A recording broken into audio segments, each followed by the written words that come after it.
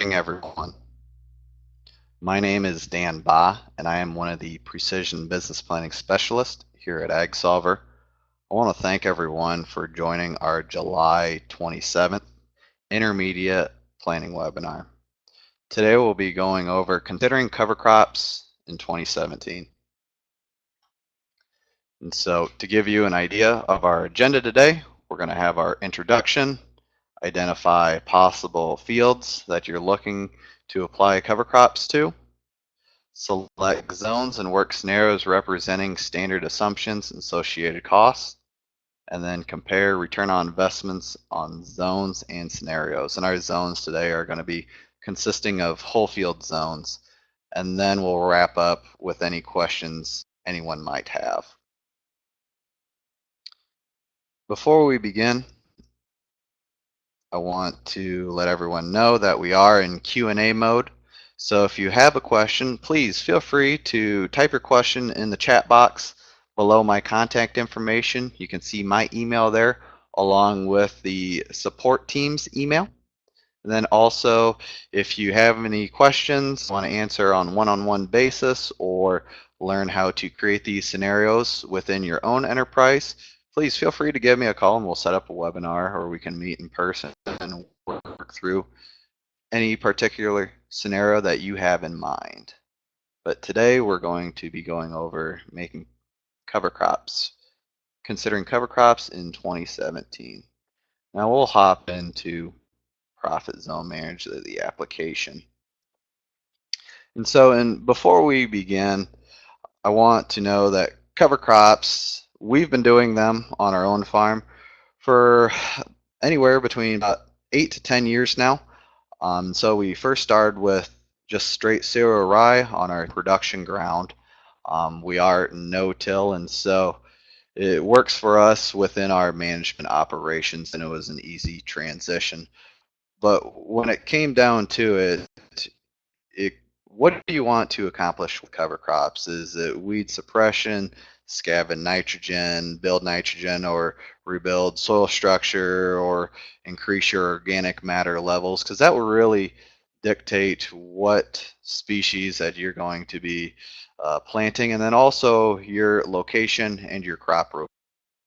In Northeast Iowa here, our cutoff date for planting any legumes, oats, radishes, or turnips, our cutoff date is we like to target around September 15th, at the very latest September 20th.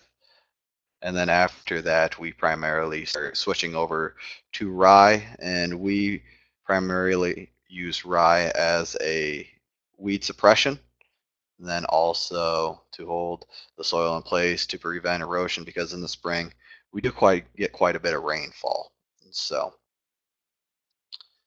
but what we'll be doing, and I'll move the chat box below here. And so right now we're considering what fields are going to be getting cover crops this fall, and then where we'll start to see the benefit in 2017. So we're actually going to be creating for projected 2017 performance. And so here we're looking at the Lincoln field, and I do want to mention that this field has not had cover crops on this field before. And so we're looking to just start and get it in the rotation, starting with rye in front of soy. Primarily, we would like to start building organic matter and also use the cover crops as a weed suppression, primarily on the east side of the field here. For those who aren't familiar with the history on this field, the east side is a sandy soil type, and so we're looking to improve the organic matter levels within this field. So what we're first going to do, I'm actually going to copy a scenario, and we're actually going to base this off of our actual production 2015 soybean performance. We'll call this 2017 soybean crop performance. what we're doing is first creating a baseline scenario with our 2017 projected crop budget along with 2017 projected commodity price. So we have 2017 soybean crop performance. We'll go ahead and click save. We'll be using our yields from 2015, which we produced on our just straight no-till fields. On average, we're anywhere from 55 to 60 bushels. And what we've recorded on, and we're baselining against ourselves on the fields where we had cover crops for soybean production. Those typically ranged on average between 60 and 65 bushels. Some fields got close to 70 bushels where we had cover crops. So we have recorded yield performance based off of where we have cover crops and where we didn't. And so next, once we created this scenario, we're going to come in and edit our budget. And what I've already done is created our 2017 projected soybean crop budget on our rented ground. And we're projecting soybean commodity price at 10.50. We can go through. We have our equipment expense at $42, seed at 65, fertilizer at 70, side at 60, and these are all just really projected commodity price input prices. And so we'll go ahead and save that so we can get a baseline and see what 2017 could turn into. And within this crop budget, we currently don't have the cover crop expense added in to this particular scenario. When we create our cover crop scenario, that's when we'll add in the associated cost.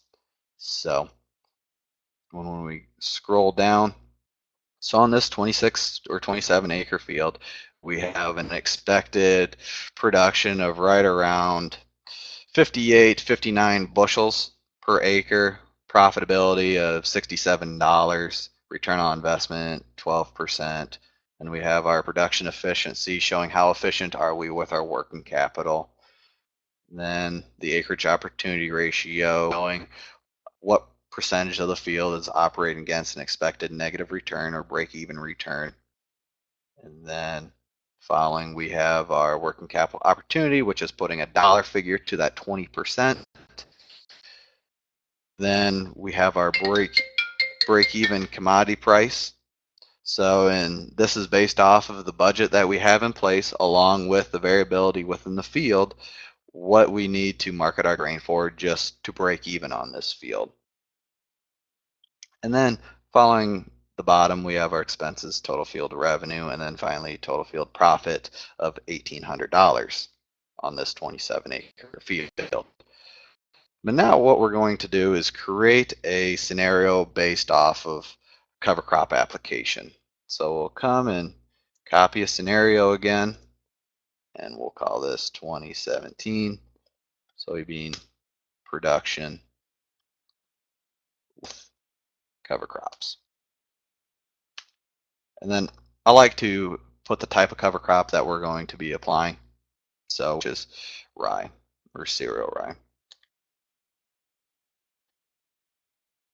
And then we'll click save. Be sure no one has any questions. All right. So now we have our 2017 soybean production with cover crops cereal rye, basing it off the 2015 performance. So we'll come in, add a zone, click by clicking the green Add Zone button. And what we're going to do, we're actually going to select the whole field zone button, which has the little squares with the diagonal lines running across it.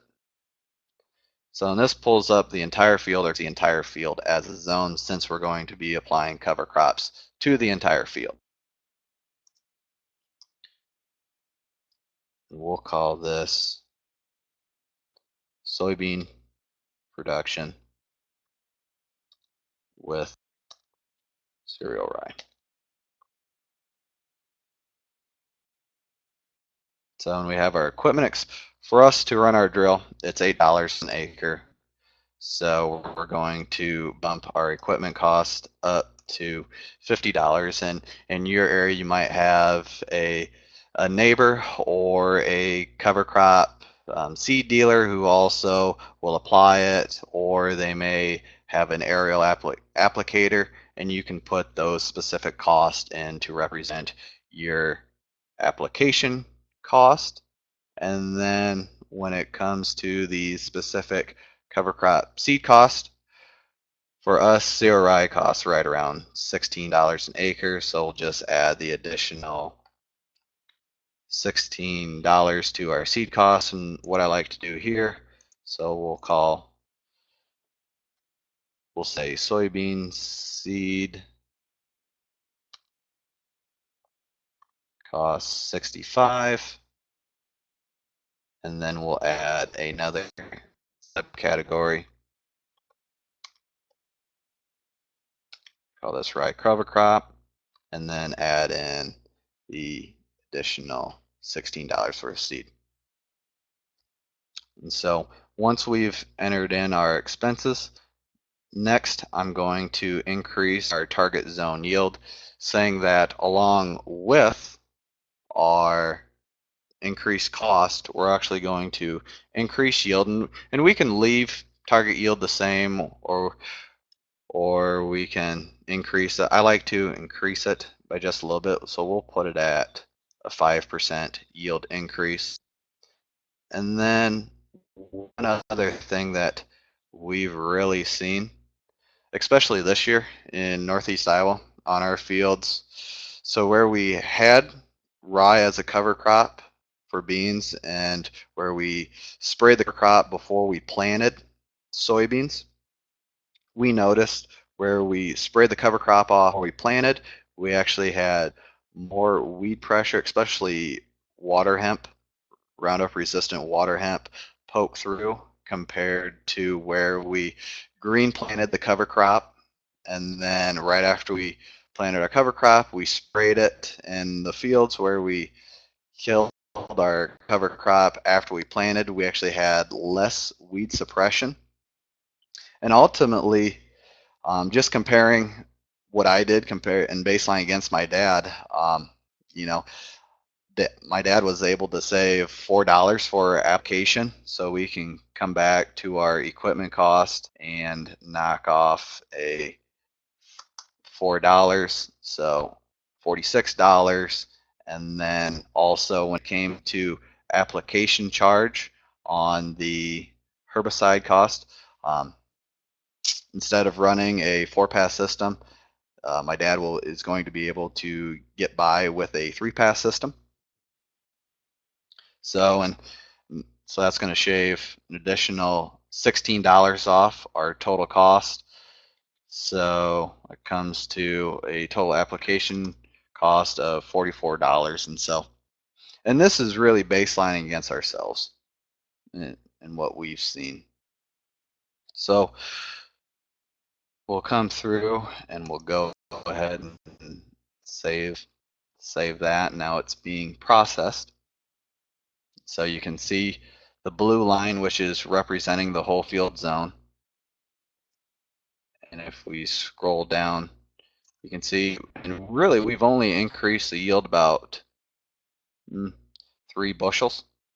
But where we really see benefit in cover crops is cost savings. And so on this 27 acres, and I'm actually going to increase the yield to match what our other fields were producing that had cover crops, which will bump that up to 12% to get it to right around that 65, 66 bushel range. And so you can see with our associated cost, we've taken performance on the whole field from $67 to $137. We've doubled our investment by that cover crop, and then also total zone profit. And what we can do, we can go back and add in all our costs just to get an idea. So come back and we can add in the $4 and just look at cover crops from just a straight yield increase standpoint. So if we have equipment costs back up to $50 and then also increase our herbicide back up to $60. Click save. So we have increased costs in cover crops, and we're also not accounting for the benefit of the weed suppression. And you can see here, by just looking at a straight yield increase of, 8 bushel, 9 bushel, you can see we've taken profitability up about $50, increased return on investment 8%. So increased our production efficiency, and finally overall increased our total zone profit, which is the entire field, from $1,800 to $3,100. Now, if we were looking at applying a cover crop after soybeans in front of corn, this is where we're going to be looking at possibly a diverse cover crop mix. And based off of your expected goals for that cover crop, it's going to vary. And so it just comes down to creating the specific scenario for your specific fields. And then finally, if cover crops fit your management style and operation. For us, it was an easy transition. And we can pull up and compare scenarios. So what we'll do, we can baseline our 2017 expected soybean crop performance against our 2017 soybean crop production with cover crops, or we can switch back and view our actual production 2015 when we didn't have cover crops on this field. So you can see vast difference. And so major thing here is commodity price. We are using commodity price of $10.50 soybeans, but that can easily be adjusted.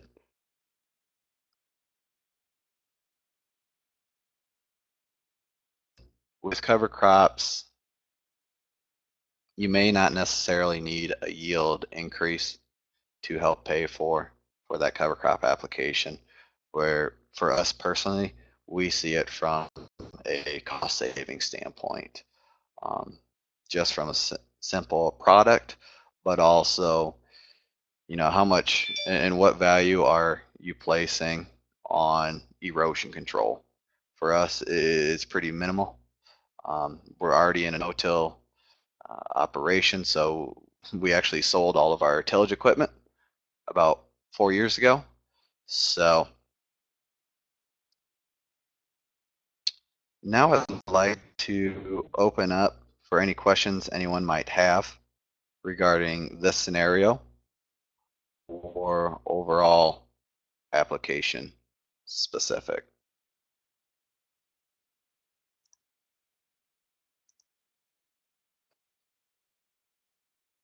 So in a nice feature on this, we can actually print this single page scenario comparison.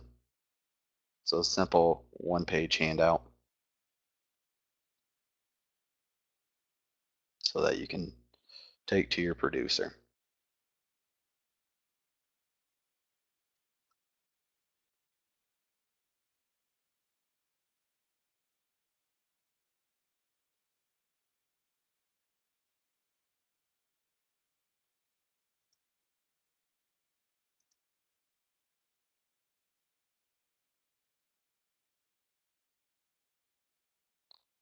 If there is no questions, I want to wrap up and let everyone know this webinar will be available and posted on to our YouTube AgSolver YouTube website.